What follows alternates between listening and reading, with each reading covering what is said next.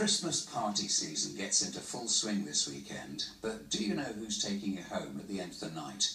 West Midlands Police are warning that bogus and illegal taxi drivers are targeting vulnerable women looking for cabs home after a night out on the town.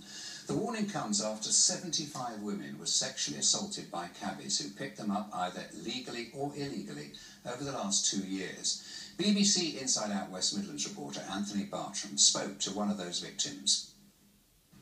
I'd got a lot drunker than I'd planned, and I had work the next day, so I decided that I needed to go back to the hotel we were staying in. The beginning of Sarah's story is far from unusual. A boozy night out with friends celebrating a birthday in Birmingham, but it ended with a terrifying encounter with a bogus taxi driver who attacked her. He leaned over from the driver's side onto the passenger seat where I was sat, and he started kissing my face and on my lips. And I just thought at that point it would have been best just to sit there and let him carry on, because I thought I'd end up in a worse situation if I fought and tried to push him away and stuff. Shaquille Ahmed is now serving 5 years for a serious sexual assault. He wasn't even a minicab driver, but in the state Sarah was in, she didn't notice until it was too late. Our message is for people to just be mindful and to book their journeys home, to make sure that friends and family know where they are, where they're going. We're from the taxi licensing office. Yeah. Are you applying for hire? 75 similar assaults have been investigated in the past 2 years. The majority of the 4,500 private hire cars and 1,500 black cabs do play by the rules, and while sex attacks are rare, there are other risks. If you just get into a private hire car that you haven't booked, the journey isn't insured, so you're putting yourself at risk. You must always book the private hire vehicle in advance. The council catches about 100 minicab drivers illegally plying for hire every year. Most lose their private hire licences. We joined an undercover police team to find those prepared to risk their livelihoods. So we're about to head out to look for some of these rogue drivers. How easy do you think it's going to be? I'd say fairly easy, especially around areas like this. You've got lots of students, etc. on nights out. We did find a number of cabbies playing by the rules, insisting that we book ahead, but it didn't take long to find a ride who wasn't so fussy. He didn't get far.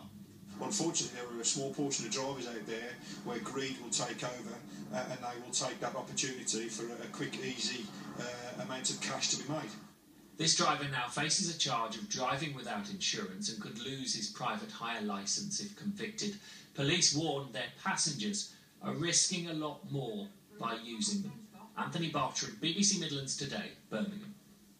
Well, I'm joined now by Chris Neville, who's the head of licensing at Birmingham City Council. Good evening to you. Good evening. This is alarming, isn't it? Are you satisfied enough being done to put an end to it? Well, we've never done more really than we're doing at the moment in terms of taxi enforcement.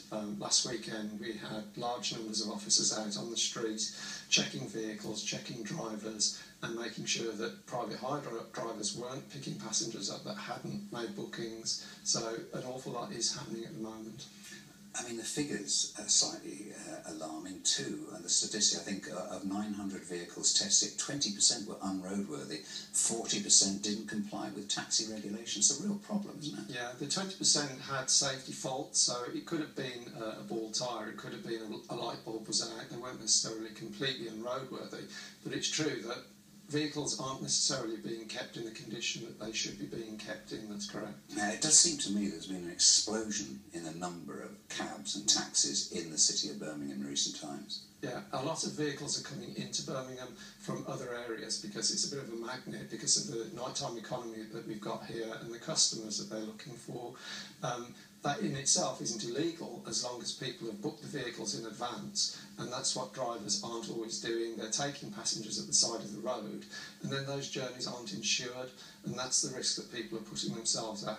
Apart from, of course, those very few people who will just go and sit outside nightclubs, pretend to be a taxi driver and try and take passengers as that. Just very briefly then, what's your advice to people looking for a lift home? Well, the thing is, when you plan your journey before you go out at night, think about how you're going to get home, put the phone number for a private hire operator in your phone, work out where the nearest black cab rank is, so that you know what you're doing, and you're not just wandering around aimlessly in the street thinking, how do I get home? Okay, Chris Neville, thank you. And you can see more on that when Inside Out West Midlands returns on BBC One in the new year.